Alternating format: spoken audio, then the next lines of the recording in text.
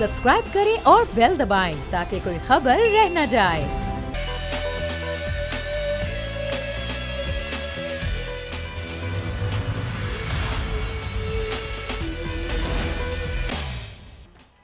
बिस्मिल्लाहिर्रहमानिर्रहीम, अस्सलाम वालेकुम। प्रोग्राम में मैं सुमैया रिजवान आपको वेलकम करती हूँ। नाज़रीन, बहुत से मौज़ूआत हैं जिन पर आज के प्रोग्राम में हम गुफ्तगू करेंगे, लेकिन सबसे पहले फ़ाक़ी वज़ीर इत्तलात फवाद चौधरी अभी ब्रीफिंग देने आए थे काबीना की। तो उन्होंने गुफ्तगू जो की वो कुछ यूँ थी कि उन्होंने कहा कि DGISI का जो मामला है उसको हम खुश असलूबी से तय कर लेंगे, हल कर लेंगे, और मामले को जो गलत रंग देने की कोशिश की जा रही है वो ना दी जाए। उन्होंने यहाँ पर यह भी वाज़ेह किया कि सिविल और मिलिट्री ताल्लुकात बिल्कुल ठीक हैं, जो सिविल मिलिट्री क़यादत है वो एक पेज पर हैं। वज़ीर आज़म ने इस तमाम तर सूरत हाल पर काबीना को एतमाद में ले लिया है, और ये मामला भी जो उन्होंने कहा कि ये भी हम जल्द हल कर लेंगे। और कल उन्होंने कहा कि वज़ीर आज़म और आर्मी चीफ की एक तवील मुलाकात भी हुई है, जिसमें उन्होंने कहा कि जो नए DGISI की तैनाती है वो कानून के मुताबिक ही होगी, मुशावरत से होगी। सबसे पहले ज़रा इस पर हमारे मेहमान हमारे साथ मौजूद हैं। मुझे फैसल अजीज़ खान साहब ज्वाइन कर रहे हैं कराची स्टूडियो से, चीफ न्यूज़ ऑफिसर हैं, सीनियर सहाफ़ी हैं, तज़कियाकार हैं, बहुत शुक्रिया आपका। ब्रिगेडियर गज़नफ़र अली साहब भी हमें ज्वाइन कर रहे हैं, आप दोनों हज़रात का बहुत शुक्रिया। फैसल साहब, सबसे पहले तो आप बताएं, आप कैसे देखते हैं इस बयान को?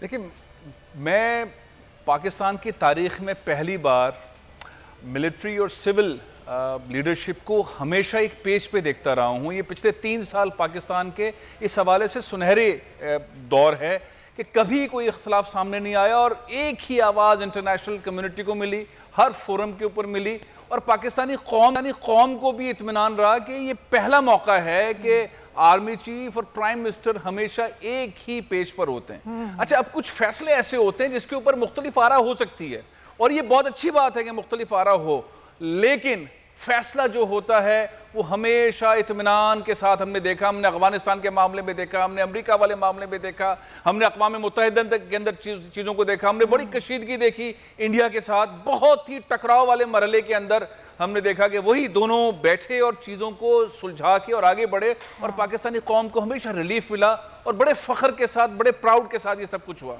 तो अब भी ऐसा ही मामला है। मुझे कोई कशीदगी नज़र नहीं आती, मुझे कोई ऐसी चीज़ नज़र नहीं आती, लेकिन बहरहाल चूंकि यहाँ पे बहुत सारे मीडिया के लोग हैं, बहुत सारे तज्जियाकार हैं, वो कुछ ना कुछ अजीब गरीब किस्म की बातें करके इंतशार, सोशल मीडिया इंतशार फैलाने की बात करते हैं, लेकिन मुझे नज़र नहीं आता, क्योंकि 6-6, 8-8 घंटे की ब्रीफिंग्स इससे पहले कभी किसी प्राइम मिनिस्टर को कभी एक बार भी ISI हेडक्वार्टर के अंदर इतनी तवील मीटिंग्स नहीं हुई। यहाँ हर कुछ अर्से के बाद डिटेल मीटिंग्स चल रही होती हैं, आर्मी चीफ से मीटिंग्स चल रही होती हैं, और एक बहुत पुरएतमाद किस्म का लहजा और फ्रेम्स नज़र आ रहे होते हैं। तो मुझे तो है वो साजिश और ये जो सोशल मीडिया की चीज़ों के अलावा कुछ नज़र नहीं आता इस मामले में। सही है, बिल्कुल सही।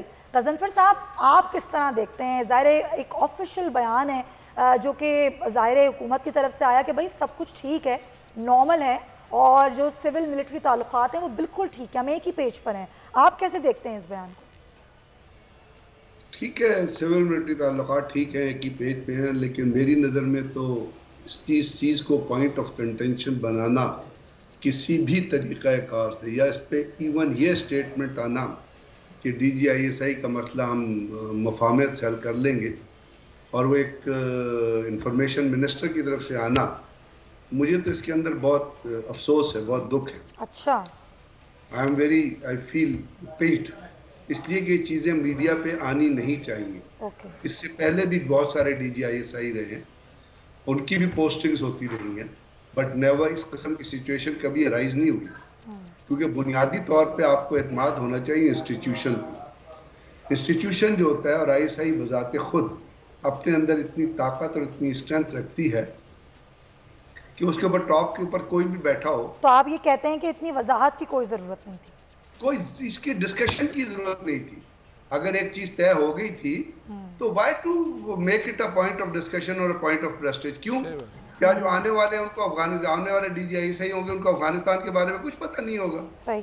मतलब भाई नीचे से ब्रीफिंग्स आती है ना, जो वर्किंग ग्रुप होते हैं वो तो सारे नीचे होते हैं, वो तो वहीं पे मौजूद हैं जो काम कर रहे हैं। ऊपर जो टॉप पे आदमी होता है वो सिर्फ ये है कि उसके विजन में फर्क होता है, कोई आदमी कहेगा भाई इस काम को 1 दिन में कर लो, कोई कहेगा जी 2 दिन में कर लो, कोई कहेगा जी फलाने की इनपुट दे दो, इसकी भी इनपुट दे दो, इसकी भी। लेकिन काम उसी तरह होगा, नीचे से पेपर वही आएगा, पॉलिसी वही आएगी जो नीचे वाले लोग बना के देंगे। उसके ऊपर आप अपना विजन डाल देंगे, अपनी अकल डाल देंगे, अपनी सोच डाल देंगे, अपनी समझ डाल देंगे। तो इसमें क्यों इतनी डिस्कशन हो रही है? शायद ये वजह है गजनफर साहब कि सोशल मीडिया का ज़ाहिर इस्तेमाल बढ़ गया है, जिस तरह से प्रोपेगेंडा वहाँ किया जाता है उसको जवाब देने के लिए शायद ये स्टेटमेंट आया। समझिए, मैं ये अर्ज करता हूँ कि इसके ऊपर स्टेटमेंट या सोशल मीडिया को चांस ही क्यों दिया गया? सही। अगर एक चीज इश्यू हो गई थी और एक चीज तो उसको जाने देते, आप क्यों why you attach to individuals? सवाल तो यहाँ पैदा होता है ना कि आप एक जातों से क्यों अटैच है? भाई मतलब एक इंडिविजुअल से क्या है? कोई बात, nobody indispensable in this world, कोई भी इंडिस्पेंसिबल नहीं है। मतलब है चेंज, तब्दीली जो है, आप देखिए ना, आर्मी का एक तरीका कार है, समझिए इसको।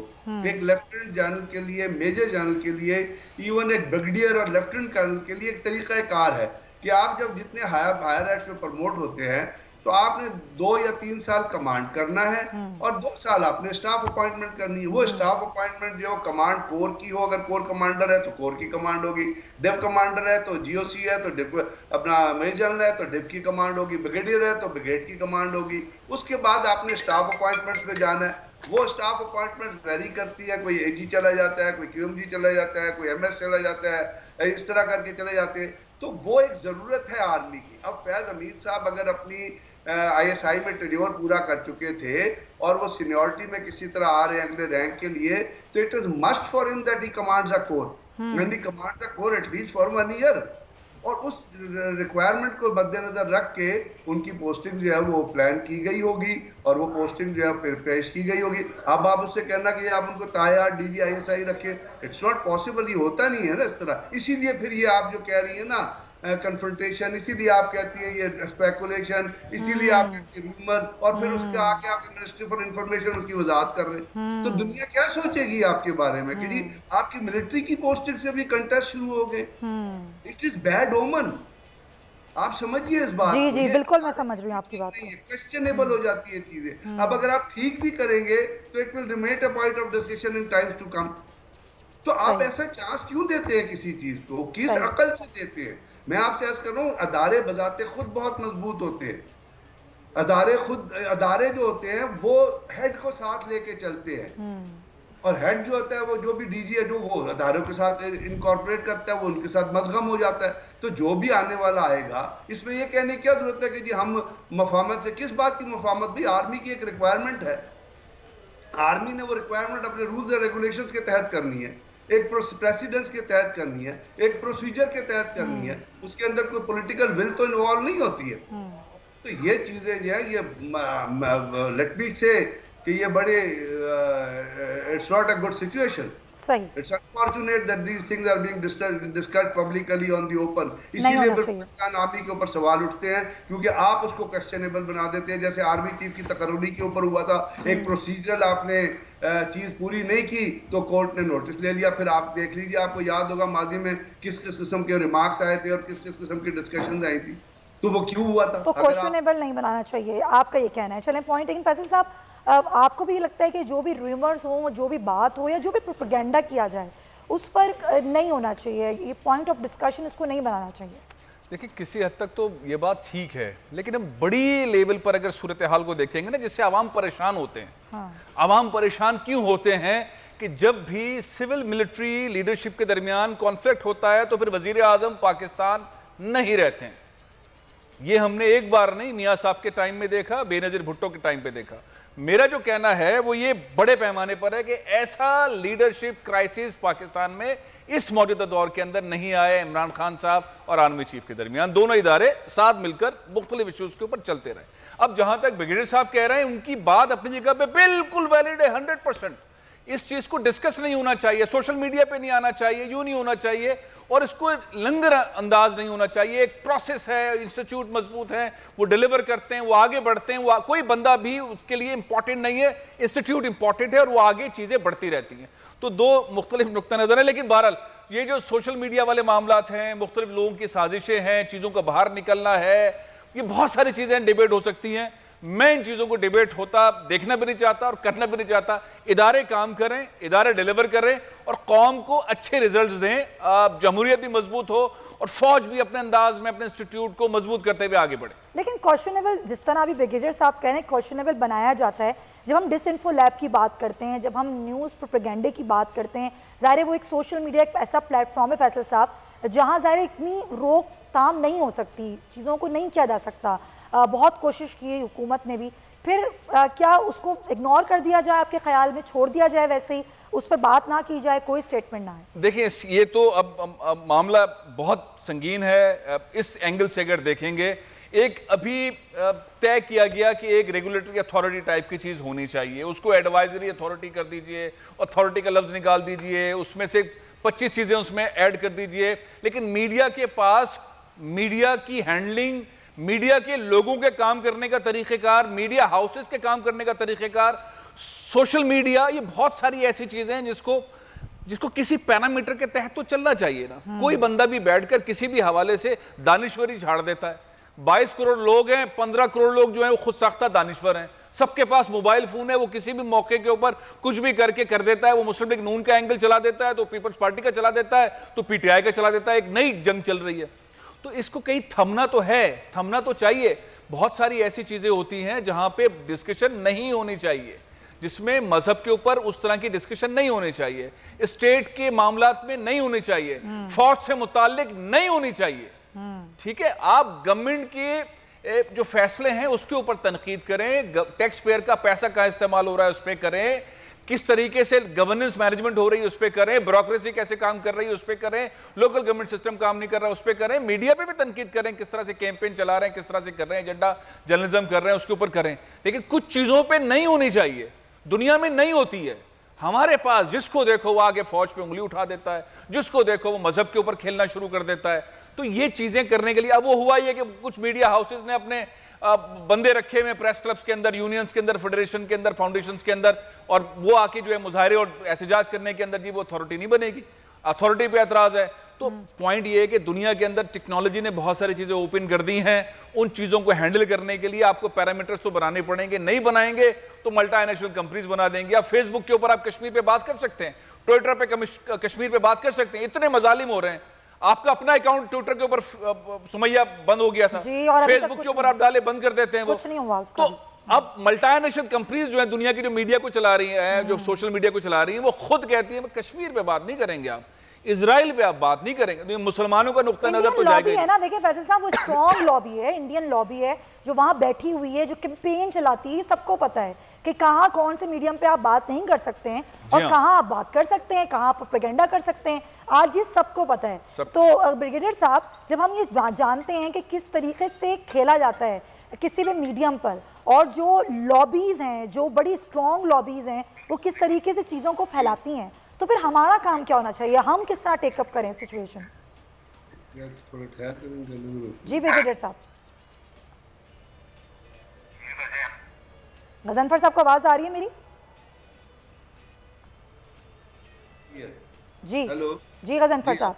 सर मैं आपसे ये पूछ रही हूँ कि जब इस तरह की लॉबीज स्ट्रांग होती हैं तो फिर हमारा क्या फर्ज होता है, हम सिचुएशन कैसे टेकअप करें? मैं इसको सिर्फ ये अर्ज कर रहा हूँ कि एक मेरे नज़दीक जो चीज़ आती है, बात चीज़ें होती हैं जो खुद साख्ता होती है, गढ़ी जाती है। जैसे सोशल मीडिया पे बहुत सारी चीज़ें हैं जो गढ़ी जा रही हैं, जिनको कल्टिवेट किया जा रहा है। उसके अंदर तो आप एक काउंटर नैरेटिव करके उसको रिफ्यूज़ कर सकते हैं, उसको डिनाई कर सकते हैं। और जैसे फैसल ने कहा कि अब इंटरनेशनल कंपनियां हैं जो इन चीज़ों को कंटेस्ट कर रही हैं, लेकिन बात यहाँ पे जो आप जिस रेफरेंस से बात कर रही हैं या जो चीज़ आप कह रही हैं वो ये है कि बात चीज़ें ऐसी होती है जो आपकी गालिबन लैक ऑफ फोरसाइट से, लैक ऑफ विजन से, या आपकी पर्सनैलिटी के इंसिस्टेंस से जन्म लेती हैं। वहाँ पे जिन चीज़ों को पॉइंट ऑफ डिस्कशन नहीं बनना चाहिए वो क्यों हम करने की कोशिश करते हैं। जैसे इसी एक इशू पे आप ले लें कि वो इट शुड, मैं बड़ा स्ट्रांगली फील करता हूँ, मैंने फौज का सिस्टम काम करते हुए देखा है, किस चीज़ को पॉइंट ऑफ डिस्कशन बनना ही नहीं चाहिए था। सही बात। इसके ऊपर कोई एक्सप्लेनेशन आनी ही नहीं चाहिए थी। एक सिस्टम चल रहा है पोस्टिंग ट्रांसफर का, उसको चलते रहना चाहिए। अब आप कहें कि जी अब मुझे याद है कि अभी आप पंजाब का मामला ले लें, कितने सारे लोगों ने ये सजेशन दी या कितने सारे लोगों ने कहा, मुझे पता है बहुत बड़े बड़े लोगों ने भी कहा, मैं उनका नाम नहीं लेना चाहता, कि जी आप अपने पंजाब के चीफ मिनिस्टर को चेंज करें। इमरान खान साहब ने कहा मैं नहीं चेंज करता, तो क्या हुआ, खत्म होगी बात, वही तब गई। यानी वो चीफ मिनिस्टर को चेंज करना या न करना, या अपने मिनिस्टर को बदलना ना बदलना, वो उनकी सवाबदीद है। हाँ, बिल्कुल सही। पॉलिटिकल गवर्नमेंट का। हाँ। अगर आईबी का चीफ लगाना है, ये प्रोवेटिव है इमरान खान साहब का, हो जिसको मर्जी लगाए, उठा के लगा दे, स्पेशल ब्रांच में बुजदार साहब लगा दे। लेकिन जहाँ पे एक इंस्टीट्यूशनल है कि जैसे अगर अदलिया के हिसाब से आपने कोई रूल्स एंड रेगुलेशन बनाए हैं, वो इम्प्लीमेंट होंगे, तो अगर अदलिया तो उसमें मुझे नहीं समझ आ रही, आप मेरा इशू समझने की कोशिश करें कि ये पॉइंट ऑफ डिस्कशन क्यों बन रहा है जब आम ही ने फाइनलाइज। चलें, इसी सवाल को मैं आगे बढ़ाती हूँ। आपका पॉइंट बिल्कुल वैलिड है कि पॉइंट ऑफ डिस्कशन बन ही क्यों रहा है, पर बात की ही क्यों जा रही है। उसामा गाजी भी हमारे साथ हैं, सीनियर एंकर पर्सन, उनको भी हम शामिल गुफ्तगू करते हैं। उसामा, आप कैसे लेते हैं इस तमाम तर सूरत हाल को, जब ऑफिशियल बयान आता है वज़ीर इत्तलात का, वो कहते हैं कि जी बिल्कुल मामला ठीक हैं, कल एक बड़ी तवील मुलाकात हुई वज़ीर आज़म और आर्मी चीफ की, और जो DGISI की तकर्रुरी का तरीक़ाकार है उसी तरीके से होगी, वज़ीर आज़म अथॉरिटी हैं। तो अभी ब्रिगेडियर साहब का ये नुक्ता नज़र है कि ये पॉइंट ऑफ डिस्कशन नहीं है, इसको पॉइंट ऑफ डिस्कशन क्यों बनाया जा रहा है, आप क्या समझते हैं? हिस्ट्री है हमारी, देखिए कि हमारी तारीख है, आप देख लें जब से ये हुकूमत आई है अपोजिशन की तरफ से क्या बनाया गया, जी सिलेक्टर है, पीछे इनको लाने वाले इमरान खान को कोई लाया है, एस्टैब्लिशमेंट लाई है, नवाज शरीफ की तकरीरें देख लें, PDM जब बनी उसको देख लें, तो सारा एक बनाया जाता है। फिर उसके पीछे हमारी एक तारीख है, यहाँ पर आपको पता है कि कई दफ़ा डिक्टेटरशिप रही है, आइन टूटता रहा है, मिलिट्री टेक ओवर्स रहे हैं, तो उस वजह से हमारी कोई हिस्ट्री, एक मुल्कों की हिस्ट्री की बात करें तो कुछ बहुत बड़ी नहीं है, 70-75 साल की। तो हम अभी एक डेवलपमेंट फेज में तो हैं ही उस लिहाज से अगर आप देखें, तो ये एक हमारी हिस्ट्री है कि ये चीजें चल रही होती हैं। वो जनाब नवाज शरीफ के दौर में ये हो गया था, उनकी लड़ाई थी, तो हम कोई भी बात इस तरह होती है तो फिर जाहिर है कि एक बतौर साथी कह लें, मीडिया के तौर पर कह लें, उसको फिर वो हाईलाइट किया जाता है, ये उसी तरह तो नहीं बनने लगी, ये कोई वही तो नहीं कि वो दिस ट्वीट इज रिजेक्टेड और वो सारा कुछ तो नहीं आने लगा, या एक्सप्लेनेशन रिजेक्टेड, तो वो सारी कहानी फिर ज़हन में आने लग जाती है और वो माहौल बनाया जाता है कि अच्छा इस दफा भी वही होने लगा है, फिर वही लड़ाई होने लगी है, वही अक्टूबर का महीना है, उसी तरह हो रहा है। तो अब बज़ाहिर तो ये लग रहा है फवाद चौधरी साहब की जिस तरह से, मुझे नहीं पता, मैं अभी मैं अंदाजे से कह रहा हूँ कि उनकी अल्फाज से अगर आप देखें कि जी जो तरीक़ाकार है वो होगा और PM की तरफ से होगा, तो फिर यह है कि चूंकि अभी ISPR की तरफ से आया है तो अब PM हाउस की तरफ से जी वो आएगा, तो मे बी अब इसमें हम कोई चेंज या कोई और चीज़ देखें, या अभी जो चीज़ डिसाइड हो चुकी है ऑलरेडी उसी के बारे में एक नोटिफिकेशन आ जाए कि जी ये PM हाउस से नोटिफिकेशन आ गया है, बजाय इसके लिए ISPR की तरफ से ये स्टेटमेंट आई, तो मे बी ये सिर्फ इतनी सी बात हो कि जी ये वहां से है तो ये यहाँ से आना चाहिए था, दैट्स इट, मे बी ये हो। तो आपको लगता है कि देयर इज नो क्लैरिफिकेशन, उन्होंने कोई क्लैरिफिकेशन बयान नहीं दिया? नहीं, वो तो क्लियर उन्होंने नहीं किया। अब तो ये जाहिर है कि जब चीजें तय हो गई हैं, मेरा ख्याल है आज नहीं तो अब तो वक्त शाम का है, तो कल तक शायद कोई नोटिफिकेशन आ जाएगा और जस्ट विल बी सेटल्ड, और उसके बाद फिर जाहिर है काफी अच्छे तक क्या तरह रहेंगी कि जी वो सिविल रिलेशन उस तरह नहीं है, या फिर एक अपॉइंटमेंट पे आके जनाब ये सब चीजें ही फरमा रहे थे कि जी वो CM के हवाले से भी ये था कि जी इस तरह से है मामला, मतलब बहुत सी बातें हो सकती हैं। देखिए कुछ चीजें हो जाती हैं जो क्लियर आ जाती हैं, इस तरह सोशल मीडिया से शुरू होती हैं और इस डोमेन में आती हैं, चहमगोइयां होती हैं, और फिर बढ़ते बढ़ते होता है कि हुकूमत को उसके सामने रखना पड़ता है और क्लियर करना पड़ता है कि जी वाजे तो करें, वरना अफगानिस्तान की सूरत हाल है, इंडिया के साथ कैसे डील करना है, अमेरिका के साथ, उसमें भी बहुत सी डिबेट्स होती हूँ, लेकिन इस तरह उस डोमेन में चीजें नहीं आती। तो ये चीज अब आ गई है और मे बी 24 घंटों में ये चीज क्लियर हो जाए, एक दफा नोटिफिकेशन आ जाए PM हाउस की तरफ से, उसके बाद चीजें जो है वो स्मूथली चल पड़े। सही है, बिल्कुल। फैसल साहब, बस लास्टली बस मैं यही आपसे जानना चाहूँगी कि वाकई चीज़ों को स्मूथ करने के लिए, क्लियर करने के लिए ये ज़ाहिर स्टेटमेंट देना पड़ा हुकूमत को कि जी जिस तरह अभी उसामा कह रहे हैं कि भाई आ जाएगी कि 24 घंटे में एक नोटिफिकेशन PM हाउस से, तो और क्लैरिफिकेशन हो जाएगी, ये इसीलिए दी गई कि ताकि मामला क्लियर हो जाए, इबहम ना रहे। इबहम होना नहीं चाहिए था, जैसे ब्रिगेडियर साहब कह रहे हैं, इन चीज़ों के ऊपर डिस्कशन की ज़रूरत नहीं है, मीडिया में, सोशल मीडिया में भी, कहीं भी, और ऐसे तासुरात भी नहीं आने चाहिए। मैं तो ये कहूँगा, चूँकि बात बहुत आगे चली गई, कि फवाद चौधरी साहब को इस चीज़ को कहने की ज़रूरत ही नहीं थी मीडिया में, क्या ज़रूरत है इस बात को कहने की? अपने तौर पर जो मीटिंग हुई उसका इंतज़ाम कर लीजिए। कौन सा तासुर और कौन सी इस इंफॉर्मेशन की आवाम को ज़रूरत है? इदारे काम कर रहे हैं, हुकूमत काम कर रही है। अगर कहीं पे 20,000 फैसले होते हैं रोज़ाना हुकूमत के दरमियान, फौज के दरमियान, अफगानिस्तान की कौन सी चीज़ हमें पता चली है, क्या बताई गई, अमेरिका के साथ क्या बात हुई? जो इंटरव्यूज़ इमरान खान साहब करते हैं या दिए हैं, कल भी उन्होंने दिया, 4 दिन पहले दिया, ऐसी ऐसी इंफॉर्मेशन आती है जो कहीं डिस्कशन में होती नहीं है। तो पॉइंट ये कि बहुत सारी मशीनरी काम कर रही होती है, उसमें यूजुअल जो रूटीन की चीजें उसके ऊपर डिस्कस करके बाहर करना मेरा ख्याल है गैर मुनासिब है। सबका यही एक नुक्ता नज़र है। बहुत शुक्रिया तमाम हजरात का, फैसल अजीज़ खान साहब आपका, ब्रिगेडियर गजनफर अली साहब, उसामा गाजी साहब, हजरात का बहुत शुक्रिया। प्रोग्राम में एक ब्रेक शामिल करेंगे, वापस आएंगे तो ड्रॉप सीन की बात करेंगे कि जो ग्रेटर इकबाल पार्क का केस है उसका ड्रॉप सीन अब क्या होने वाला है इस ब्रेक के बाद।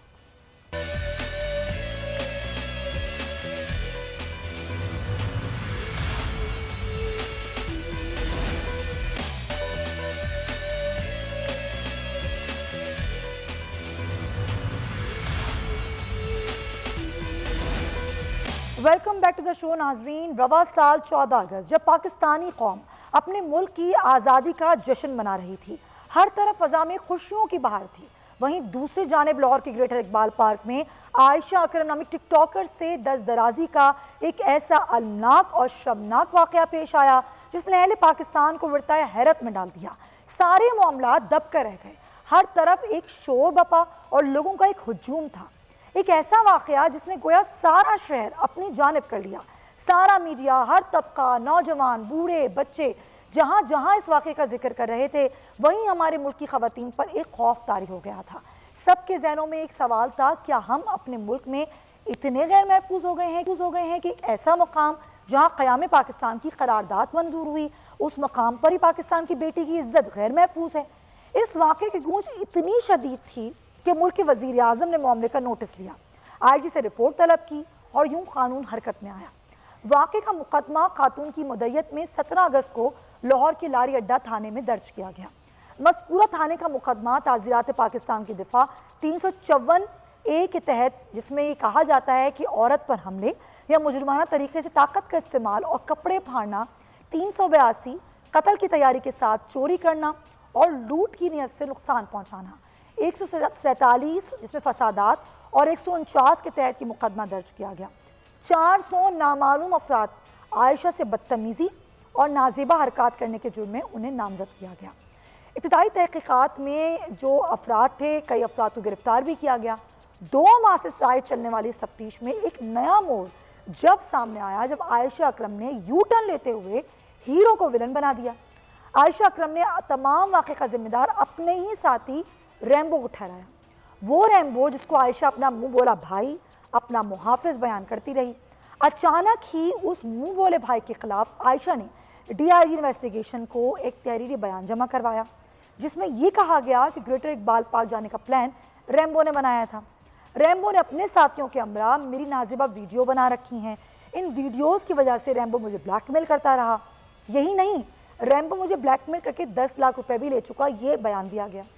पुलिस ने अब तक रैम्बो समेत 11 अफराद को गिरफ्तार किया है, जबकि एक लीक ऑडियो भी केस में हलचल पैदा कर चुकी है, जिसमें आयशा अकरम और रैम्बो के दरमियान मुलजिमान की रिहाई के बदले हम लेने की मनसूबाबंदी की जा रही है। सबसे पहले वो जो सेटलमेंट ऑडियो है, ऑडियो टेप है, पहले वो आपको सुनाते हैं, फिर एक और ऑडियो टेप आपको सुनाएंगे। वो कि मुजरिम 6 हैं 7 हैं 6 फी मुजरम को अंदाज़न कितना, मतलब है कि अगर समझौते के लिए लिया जाए, अगर अंदाज़न, क्योंकि ज़्यादा तौर पे वो गरीब ही हैं, सब पता है ना, तो अंदाज़न कितना को मुश्किल से इन्होंने 5-5 लाख करना है। हाँ, तो वही मैंने। अच्छा, ये तो सेटलमेंट दोनों के दरमियान जो तय पा रहा है मामला। दूसरी एक ऑडियो टेप सुनवाते हैं जिसमें धमकियां दे रहा है रैम्बो आयशा अकरम को, वो भी ज़रा सुन लीजिए।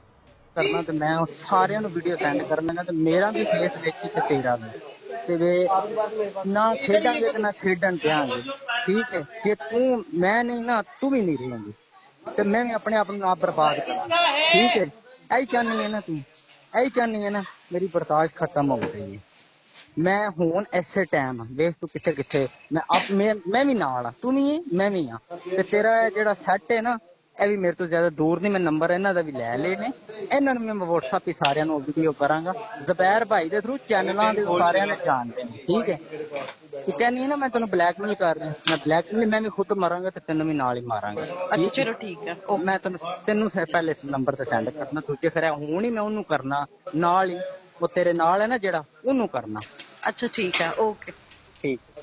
तो ये है सारा मामला। इसी पर हमारे मेहमान हमारे साथ मौजूद हैं, उनको हम ज़रा तारुफ करवा देते हैं। सबसे पहले जाबिर वक़ास हमारे नुमाइंदे हमारे साथ हैं, उनसे हम बात करेंगे। साथ ही साथ बैरिस्टर वक़ास अबरेज़ खान साहब हमें ज्वाइन करें, उनको हम वेलकम करते हैं। और डॉक्टर मुईज़ साहब भी हमारे साथ मौजूद हैं, हमारे नफ्सियात हैं, उनको भी हम वेलकम करते हैं। तमाम हज़रात का शुक्रिया। जाबिर, सबसे पहले अभी क्या पेशरफ्त है, ये जो केस है ये कहाँ पहुँचा है नए बयान के बाद आयशा अकरम के? देखें, इसमें जो है वो सबसे पहली बात यह है कि जो इस सारी सूरत हाल में बहुत सारी चीज़ें जो है वो आयशा ने अपनी मर्ज़ी से चेंज की। सबसे पहले वो 400 अफराद के ख़िलाफ़ जो है वो FIA दर्ज करवाती है, फिर उसके बाद जो है वो उसमें मुख्तलिफ लोगों की पकड़ दकड़ शुरू हो जाती है, जियो फेंसिंग की जाती है, और जिसका भी मोबाइल वहाँ ऑन मिलता है इतने बड़े रकबे पे, इस इतने बड़े पिनारे पाकिस्तान के एरिया में जिन लोगों की भी वहाँ पे मौजूदगी जो है वो साबित होती है, उनको उठा लिया जाता है। यहाँ तक कि 71 साल एक बुजुर्ग को भी उठा लिया जाता है, जो इस बात का शिकवा बाद में करते नजर आए, रोते नजर आए कि मेरी जो इज्जत चली गई है उसका जिम्मेदार कौन है, कि आयशा उसकी जिम्मेदार है या लाहौर पुलिस उसकी जिम्मेदार है। और इसमें मुझे इस बात को आपके सामने रखना होगा कि जहां हम ये चीज़ें रिपोर्ट कर रहे हैं कि मुख्तलिफ जो है वो ऑडियो सामने आए जिसमें अगर रैम्बो इसको धमकियां दे रहा है, ब्लैकमेल कर रहा है, तो वहीं पे ये दोनों मिलके मनसूबाबंदी भी कर रहे हैं, पैसे लेने की मनसूबाबंदी कर रहे हैं। और मेरी इतलात के मुताबिक मेरे ज़राए ये कहते हैं कि अब जो है इनके साथ जो है वो एक और गैंग मिल चुका है आयशा के साथ भी, और ये अब जो पैसे और जो ये जो दिहाड़ी लगने का चक्कर है, ये उसमें एक और शख्स भी इनमें शामिल हो गया है, बल्कि कई ऐसे लोग में जो कि मीडिया से भी ताल्लुक रखते हैं वो भी इनके साथ शामिल हैं। और एक बात मैं आपको यहाँ पे वाज़ेह कर दूं कि यहाँ पर 12 लोगों के खिलाफ इसने जो है वो एक दरख्वास्त दी, और आज जो है वो थाना शाहदारा में जाके एक और दरख्वास्त दी, जो है वो इसने एक टिकटॉकर जो है वो उसके खिलाफ दी है। और इसने साथ में आयशा ने ये कहा है कि जी ये सारे जो है वो मुझे ब्लैकमेल करते रहे, मुझे वर्गलाते रहे, तो मुझे इस बात से जो है वो यकीनन इन साथ हमदर्दी होगी। जो वाक़या हुआ उसके खिलाफ भी हम इसके खिलाफ जो है वो हमदर्दी का इज़हार करते हैं, लेकिन आयशा जो है वो मुसलसल जो अपने बयान बदल रही है, इसको इस बात का क्या इल्म नहीं है कि इस केस की वजह से पाकिस्तान की जग हंसाई हुई है, और मीनारे पाकिस्तान जैसी वो जगह जो कि इतनी मुतबर थी। इस पर मैं बात करूंगी। जाबिर ज़ाहिर है हमारे साथ बैरिस्टर साहब भी मौजूद हैं, लेकिन क्या नफ्सियात होती है इंसान की जब वो इस तरह की हरकत करता है, उसके बाद क्या सिर्फ डॉक्टर साहब मैं आपसे जानना चाहूँगी कि आजकल का जो दौर है जिसमें एक शोहरत हासिल करने का जुनून है हर शख्स के ऊपर कि जल्दी शोहरत मिल जाए, सस्ती शोहरत मिल जाए, उसके लिए किस तरह इंसानी साइकी काम करती है, ख़ासतौर पर अगर हम इस मामले को देखें तो आप कैसे देखते हैं? बिस्मिल्लाहिर्रहमानिर्रहीम जी, देखिए पहली तो चीज़ ये है कि शोहरत मिलती है काबिलियत से, कोई ऐसा काम करने से जिससे माशरे में अच्छाई हो, लोगों को भला हो, कोई फ़ायदा हो, कोई नई दरियाफ्त हो, तो इंसान को शोहरत मिलती है। अब जिनमें कोई सलाहियत नहीं होती, जिनमें कोई काबिलियत नहीं होती, वो शॉर्टकट ढूंढते हैं। और शॉर्टकट इसलिए ढूंढते हैं कि देखें असल में प्रॉब्लम हमारी आवाम का भी है, वो क्या देखना चाहती है, वो इस किस्म के टिकटॉक और इस किस्म की वीडियो या इस किस्म की एक्टिविटी देखना चाहती है, तो दिखाने वाले मौजूद है। तो सस्ती शोहरत के लिए इस किस्म की हरकतें की जाती है। ये नहीं सोचा जाता कि मुल्क का नाम, मुल्क का वकार बदनाम होगा, लोग क्या सोचेंगे। और दूसरी चीज़ मैंने एक चीज़ समझी है कि वैसे पाकिस्तानी हमें जब कोई ऐसा वाकया हो तो फौरन कंक्लूजन पर नहीं पहुंच जाना चाहिए, इंतज़ार करना चाहिए जब इन्वेस्टिगेशन आए और हमारे पास प्रॉपर रिपोर्ट हो, उसके बाद हम फैसला करें। होता ही है कि जब कोई ऐसा वाकया होता है दो ग्रुप बनते हैं, एक अगेंस्ट एक साथ, और दोनों में आपस में सोशल मीडिया पे एक जंग शुरू हो जाती है। तो जो कुछ इन्वेस्टिगेशन हुई है उससे डेफिनेटली पता चला है कि बड़े कम ज़र्फ हैं, ये पाकिस्तान का इमेज खराब कर रहे हैं, या तो इनके पीछे कोई कुव्वत है या ये सिर्फ दौलत और सस्ती शोहरत के लिए सारा ड्रामा किया गया है। और आप देखिए टिकटॉक पे जो बहुत सारी वीडियो जैसी बनती हैं, वो लोग क्या चाहते हैं, वो लड़के लड़कियां क्या चाहते हैं, इंस्टेंटली हीरो या हीरोइन बनना चाहते हैं। तो ये इंस्टेंट शोहरत इसलिए है कि देखने वाले देखते हैं अगर कम से कम आवाम देखना बंद कर दे तो ये सारा जो ड्रामा, ये चीप हरकतें, ये सब बंद हो जाएगी। सही, बिल्कुल सही डॉक्टर मोहित साहब, बिल्कुल आप सही कह रहे हैं, बहुत शुक्रिया आपका। साहब मुझे ये बताइए कि जब इस तरह के कोई केसेस होते हैं जो ज़ाहिर बहुत हाइप क्रिएट कर जाते हैं, फिर हम वैसे थे कौन बड़े जज्बाती लोग हैं, हम सब बहुत जज्बाती हो जाते हैं, फ़ौरन ही रद्द-ए-अमल देते हैं, फिर ज़ाहिर रद्द-ए-अमल आता है तो वो केस की हाइप भी हो जाती है। अच्छा, इस केस में जिस तरह की दिफात शामिल की गई और उसके बाद जो ज़ाहिर आयशा अकरम का बयान नया जिसमें एक फ़ौरन ही उन्हें यूटर्न लिया, बयान तब्दील किया और सारा मलबा जो है अपने ही साथी पर डाल दिया। अब इस केस की जो एक अहमियत है या केस की जो मजबूती है वो कहाँ स्टैंड करती है? Sumaiya, this is the principle of natural justice. Who comes to court must comes with clean hand, who seek equity must do equity.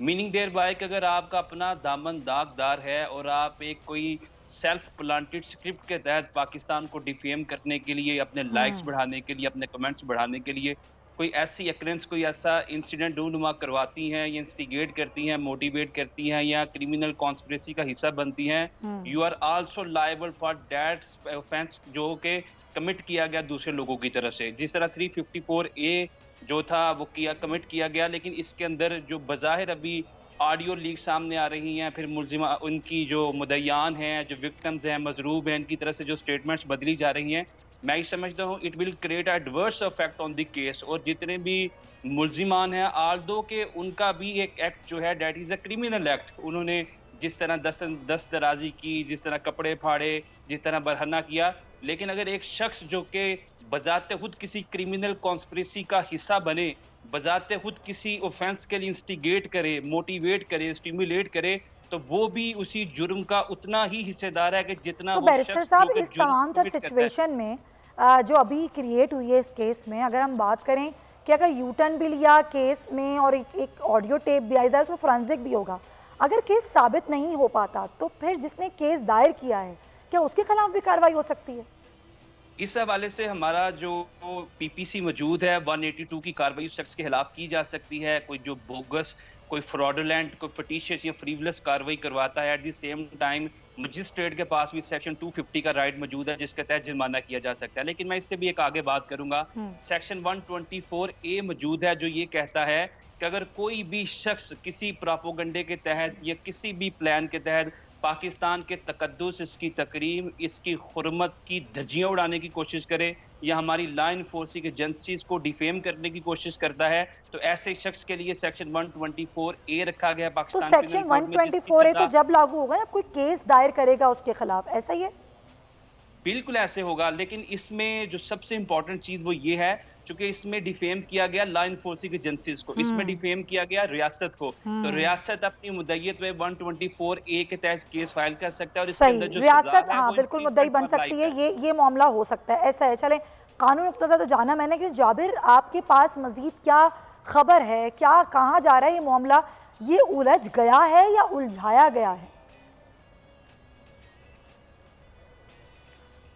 देखिए, ये माहिर कानून हमारे साथ मौजूद हैं, वो यकीनन इस बात को एंडोर्स करेंगे कि जो इस वक्त एक नई एक्टिविटी सामने आई है, यकीनन अब आयशा के खिलाफ ज़रूर कानूनी कार्रवाई होनी चाहिए। अदालत आलिया से गुजारिश की जानी चाहिए कि क्योंकि अब एक नई जो ऑडियो सामने आई है, मैं अभी आपके साथ ये खबर शेयर कर रहा हूँ कि इसमें FIA को मोबाइल और रकम का गलत बयान देने की मनसूबाबंदी की गई है इस ऑडियो में। और गुफ्तगू की टेप जो है वो जो हमारे पास आई है उसमें ये कहा गया कि FIA में मोबाइल नहीं लिखा हुआ, थोड़े से पैसे लिखे हुए। आयशा ने ये कहा, उन्हें ये कहूँगा कि मोबाइल 1.5 लाख का लिया, एप्पल ID बनाना थी, रैम्बो का ये कहना था उस ऑडियो में। और फिर कहना कि मैडम ने 1.5-2 लाख का कहा था। आयशा की रैम्बो को तकीद की जा रही है इस ऑडियो में। फिर उसने कहा कि तुम कहना कि मैडम ने कहा था कि उनको पता होगा, उनका फ़ोन था, वो शूट करती थी। तो रैम्बो आगे से ये कह रहा है कि ओके मैं कह दूंगा कि ये जो है वो मोबाइल उनकी तरफ से लिया गया था, उनको पता है सारी चीज़ें। तो देखें, इतनी सारी चीज़ें मनसूबाबंदी के साथ की जा रही हैं। फोन के ऊपर, क्या वो गन पॉइंट पर लेकर इसको बैठा हुआ था, क्या वजह थी कि ये सारा कुछ करती रही, ये पहले सामने नहीं आई। लेकिन अब चूंकि जो वो कहते हैं कि जो खुरे हैं इस चोरी के वो अपने ही घर की तरफ जा रहे हैं, तो अब खातून जो है वो खुद अपने औरत होने का जो है वो फ़ायदा उठा रही हैं क्या मुबैना तौर पर, और अपने आप को मसूब साबित कर रही है। अब उनके इर्द गिर्द रहने वाले सारे ही जो 3-3, 4-4 साल से उनके आसपास थे वो सारे अब गलत हो गए हैं। अगर वो ठीक है तो यही ठीक है, लेकिन मेरे ख्याल में गलत अभी आपने थोड़ी देर पहले इंकशाफ किया था जाबिर छुपाए कि रखना, बहुत सारे लोग इन्वॉल्व हैं इसमें, और पता चला है कि कुछ मीडिया पर्सन्स भी हैं जो इसमें इन्वॉल्वमेंट उनकी भी कहीं ना कहीं पता चली है। तो यानी कि मामला काफ़ी संगीन हो चुका है, ये खबर दे रहे हैं। सुमैया इसमें देखें इसमें आपको पता होगा कि जब पहले दिन भी जब ठीक है जाबिर वकास की मुझे अभी आवाज़ नहीं आ रही है, ज़ाहिर है उनके पास जो खबर है वो बड़ी इंपॉर्टेंट है, और ख़ास तौर पे आयशा अकरम वाला जो केस है ये किस रुख पे जा रहा है आवाम के लिए भी बड़ा हैरान कुन है, क्योंकि जब हमारी आवाम की हमदर्दियाँ किसी के साथ हो जाती हैं, मामला उलट हो जाए तो ज़ाहिर है ये भी बड़ी ख़राब बात होती है। जिस तरीके से मैंने पहले कहा कि हम वैसे तो कौम जज्बाती हैं, हम बहुत जल्दी रिएक्शन देते हैं किसी भी चीज़ पर, हमारी हमदर्दियाँ या फिर हमारा गुस्सा हमारा फ़ौरन ही, जिस तरह भी डॉक्टर साहब कहते हैं, 2 ग्रुप्स बन जाते हैं कि एक साथ होता है और एक ख़िलाफ़ होता है। लेकिन उस सारी सूरत हाल में जो शख्स फ़ायदा उठा रहा होता है वो बड़ा देखने की ज़रूरत होती है। ज़ाहिर कानून इस पर हरकत में भी आ गया है और देखा जा रहा है। जाबिर बताइएगा, आपकी आवाज़ मुझे नहीं आ रही थी। जी बिल्कुल सुमैया, अगर मैं यहाँ पे कहूँ कि अगर कोई शख्स इस बात का मुतलाशी हो कि उसको इंसाफ मिले तो वो सच बात करता है, वो चीज़ों को जुटलाता नहीं है, वो चीज़ों को दाएं बाएं नहीं करता, हकाइक को छुपाता नहीं है और वो सब चीज़ें सामने रखता है। जब ये वाक़या पेश आया तो उसके बाद से अब तक कितना दिन गुजर चुके, कितना अरसा गुजर चुका, लेकिन अब जाके जो है वो इन्होंने ये कहना शुरू कर दिया सिर्फ इस बात पे कि रकम के तनाज़े पे, जब ये इनकी बहस हुई रकम के तनाज़े पे जो झगड़ा हुआ तो फिर ये दोनों की इख्तलाफात शुरू हुए, फिर उसके बाद इन्होंने ब्लैकमेल कहना शुरू कर दिया। और याद रखें कि मैं चूँकि ये कर्टिसी है कि मैं नाम नहीं ले सकता, लेकिन कुछ 1-2 सहाफ़ी ऐसे हैं जो कि इनके पास पहले भी गए थे और उसके बाद अब 1-2 सहाफ़ी और हैं जो कि अब जाके इनकी मीडिया कैंपेन को हैंडल कर रहे हैं। इवन ये कि मैंने इनके इनके वकील साहब जो हैं वैसे साहब, उनको कॉल की तो उनका जो कहना था कि पहले इब्तदाई तौर पर तो मैं देखता था मीडिया के मामलात को, लेकिन अब जो है वो एक मीडिया पर्सन है जो कि अब इनके मामलात को देखते हैं और उन मीडिया पर्सन के अमूमी तौर पर इन्हीं के घर पाए जाते हैं। अच्छा। और इस तरीके से जो है वो एक मीडिया कैंपेन जो है वो चलाई जा रही है। आपको याद होगा कि उससे पहले भी एक डिजिटल मीडिया के जनाब एक साहिब जो है वो आके जाके बैठे थे और उन्होंने एक खास माहौल बनाया था, उसके बाद उनको अपनी तो ये माहौल जो है वो बनाया जा रहा है। ये मामला इतना भी सादा नहीं है। बहुत शुक्रिया आपका जाबिर वखास और बैरिस्टर वखास, अब दोनों हज़रात का शुक्रिया। इसी तमाम तर मामले पर हम गुफ्तगू करेंगे। वकार ज़का साहब हमारे साथ मौजूद हैं। वकार, बहुत शुक्रिया आपके वक्त का। शुरू से आप ये कह रहे थे कि देयर इज़ समथिंग, मतलब ये कोई इतना सादा मामला नहीं है, ये वो नहीं है जो नज़र आ रहा है, और अमूमी तौर पर मेरी भी यही राय थी, लेकिन ये इतनी जल्दी सामने आएगा ये मुझे भी अंदाज़ा नहीं था। कि आपको था अंदाज़ा कि इस तरह बयान बदलेंगे आयशा अकरम? बिस्मिल्लाहिर्रहमानिर्रहीम, बहुत बहुत शुक्रिया जी। मैंने अपनी इंस्टा स्टोरीज पे, फेसबुक पे, हर जगह ये कहा था कि 2 महीने के अंदर अंदर ये केस इस तरह निपटेगा, और ये खुद बोल रही होंगी। ये बहुत मशहूर इस तरह का एक और भी केस हो चुका है जिसके गुलिस्तान जौहर में समरीन का केस था, एक रजा बुक्टे का, उसमें भी सारी खवातीन मेरे अगेंस्ट थी और सारी खवातीन के तेरी सिस्टर मेरी सिस्टर टाइप जो ग्रुप थे वो कह रहे थे वकार ज़का हमेशा जानबूझ के उल्टी बात करता है ताकि व्यूअरशिप मिल जाए। अगर सब इधर जा रहे होते हैं जानबूझ के इधर बात करता है, क्योंकि बाकी जितने भी खवातीन के ग्रुप बने हुए हैं या जितने भी नैरेटिव बिल्ड लोग कर रहे होते हैं, ये मैनिक्योर पेडिक्योर गुची और लुई विटॉन टाइप आंटीज को ना जंगल का पता नहीं है। इन्होंने चिड़ियाघर देखा है, चिड़ियाघर के बंदर देखे, शेर देखे, इन्होंने जंगल देखा नहीं है। तो मैं इनको अभी कुछ कहता नहीं हूँ। और वो सारी सेलिब्रिटीज हमारी मोहतरम जो कह रही थी 400 मर्दों ने ये कर दिया, सारे मर्द ऐसे होते हैं, अब प्लीज आप माफी मांगे। मैंने आपसे कहा था कि देखिए ये जो खातून है, 4 लोग उसके कपड़े फाड़ रहे हैं, वो उसके अपने टीम मेंबर हैं और इतने सारे लोग बचा रहे हैं, वो वीडियो का वो हिस्सा देख ही नहीं रहे। भाई डंडियां मार मार कर उसको भगा रहे हैं, वो कौन है? वो पुलिस आके वो कह रही है मेरे तन पे एक कपड़ा भी नहीं था। एक कपड़ा नहीं था, 2 कपड़े फटे थे, तुम्हारे टीम मेंबर ने फाड़े थे। उधर जो पुलिस ने आके बचाया, आपको नीचे लेके गए, वो रॉ के एजेंट थे जो बचा रहे थे आपको। अब इसको अरेस्ट करें ना, इसको क्यों नहीं अरेस्ट करना चाहते? आयशा को देखे। और एक सबसे बड़ा झूठ तो यहाँ था, मैंने चेक करने के लिए कि वाकई ऐसा हुआ ही नहीं हुआ, मैंने कहा मैं बीबी आपको 1 लाख रुपए भेज रहा हूँ, कैमरा वैमरा टूटा आपने पैसे दिए थे, ये जरा मुझे बताइएगा। 1 लाख रुपए अपने अकाउंट में ट्रांसफर किए थे? जी मेरे मैनेजर के थ्रू ट्रांसफर किए थे। वो मैंने सोशल मीडिया पे अकाउंट नंबर भी दिखाया है कि भाई इस अकाउंट से इसमें गए हैं। वो बीबी बैठ के कह रही है वकार ने कभी मुझे लाख रुपए दिए ही नहीं थे। वहां से मैंने कंफर्म झूठी। यहाँ से अच्छा जरा ये पता चलता वो है जो क्लिप है ना वो सुनवा पहले जरा, और फिर आपसे बात करते हैं, जरा सुनवाइएगा। तो वकार शुरू में क्या था, क्या आप वाकई मदद करना चाह रहे थे, आपको भी लगता था कि विक्टिम है, या फिर वो चेक करने के लिए आपने किया था? देखिए ये पाकिस्तान में इन्वेस्टिगेटिव जर्नलिज्म जो है ना वो बहुत कम होता है, स्टिंग ऑपरेशंस, और इसके लिए जल्दी बहुत होती है न्यूज़ ब्रेक करने की। आजकल कंपटीशन ऐसा है। तो देखें उसके अंदर वर्ल्ड ओवर जो है ना ये दिया जाता है, आप एक दाना डालते हैं। जैसे एक मलिक रियाज साहब के ऊपर इल्ज़ाम लगा दिया था एक ज़माने में कि जी उनकी बेटियों ने या पता नहीं किसने किया है, तो हमने जानबूझ के उज़मा को पहले सपोर्ट किया ताकि वो इंटरव्यू देने आ जाए, लगे हम उसकी साइड पे हैं, फिर उसको एक्सपोज किया था। इसी तरह इस केस में भी यही था कि मैं कह रहा था एक मिनट देख रहे हैं, एक आध ट्वीट हमने किया कि हाँ जी बहुत गलत हुआ है, उसके फौरन बाद मैंने बोला नहीं गलत हो रहा है, तो लोगों ने बोला यार कभी तुम कुछ बोलते हो कभी तुम कुछ। अरे भाई इन्वेस्टिगेटिव जर्नलिज्म यही होता है कि अगर न्यूज़ आपसे ब्रेक हो गई है कोई गलत तो आप वापस ले लें। अब जो भी हमारे दोस्त हैं जर्नलिस्ट हजरात हैं, ठीक है जल्दी न्यूज़ ब्रेक करने का शौक होता है, लेकिन अब एक गलती हो गई है तो अब उसको एडमिट भी कर लो। ये क्या बात होती है कि जी जो मैंने बोल दिया है वो बिल्कुल सही है और उसी नैरेटिव को आप लेके चलते हैं। लोग आपको ये भी तो कह सकते हैं ना कि आपको लगा कि ये चीजें बाउंस बैक हो रही हैं तो आपने अपना स्टेटमेंट चेंज कर लिया आज। नहीं आज नहीं। ये अगर ट्वीट देखें, एक ट्वीट हुआ है कि जी बहुत गलत हुआ, 400 मर्दों को ऐसा नहीं करना चाहिए, उसके 2 मिनट के बाद एक और ट्वीट है जिसको उठा के हर जगह डाला गया कि वकार ज़का ने 1 मिनट पहले कुछ बोला है, 1 मिनट बाद कुछ और बोल रहा है। तो पहले जब वो कॉन्फिडेंस में आ गया, जब उसने ले लिए पैसे, तो उसके बाद हमने कहा यार ये तो झूठ, 100% झूठ। अच्छा। और सबसे बड़ी बात यह है कि मैंने आप लोग शायद नहीं दिखा सकते वो वीडियो पैमरा या फिर सैटेलाइट की वजह से, मैं अपने फेसबुक पे वो वाली वीडियो का पोर्शन डाल रहा हूँ जहां लोगों ने बचाया है, जहां लोग इसे बचा के लेके जा रहे हैं। और ये कह रही है वो वीडियो हमने चलाई है ब्लर करके, जी बिल्कुल सब चैनल्स पे चली है वो, बचा रहे ना। हाँ, तो वो लाठी मारते हुए कौन है फिर? बिल्कुल लोग हैं। तो मैं ये चाहता हूं, मैं रिक्वेस्ट करता हूं हमारी जितनी मोहतरम बड़ी बड़ी सेलिब्रिटीज हैं जिनको बहुत सारे लोग फॉलो करते हैं, खवातीन है, देखें ह्यूमन एरर है, हो गया, इस तरह की चालाक लोग मौजूद होते हैं। अब सबसे पहले इसको अरेस्ट किया जाए। मैं अभी देख रहा हूं कि मुझे तो ऐसा कोई वकील नहीं मिल रहा जो कहे कि जी गिरफ्त पार्टी वकार ज़का है कि बैंकिंग कोड का कोई केस डाला जा सके या कोई केस एक अभी हमारे साथ बैरिस्टर साहब हैं, वो कह रहे हैं सेक्शन 124A के तहत एक केस दायर किया जा सकता है कि जो शख्स है वो खुद ठीक नहीं है, वो क्रिमिनल है, तो केस दायर हो जाएगा। नहीं, ये हुआ था पहले Lahore high court, Lahore city court में किसी ने जाके फाइल करने की कोशिश की थी, जज साहब ने डिस्चार्ज कर दिया था। वो इतना कोई सॉलिड आर्गुमेंट बना नहीं था। तो मैं रिक्वेस्ट करूंगा, ज्यादा टाइम नहीं लेते, कि भाई प्लीज जो सोशल मीडिया पे देखा करें एकदम रिएक्शन ना दें। बिल्कुल सही, ये बिल्कुल आपने ठीक बात की वकार ज़का। बहुत शुक्रिया आपका कि हम फौरन रिएक्ट कर देते हैं हर खबर पे, थोड़ा सा छानबीन हो जाए, थोड़ा सा देख लें चीज़ों को, फिर रिएक्शन दें तो बेहतर हो जाता है, बाद में शर्मिंदगी नहीं होती। अपना ख्याल रखिएगा, अल्लाह हाफिज़।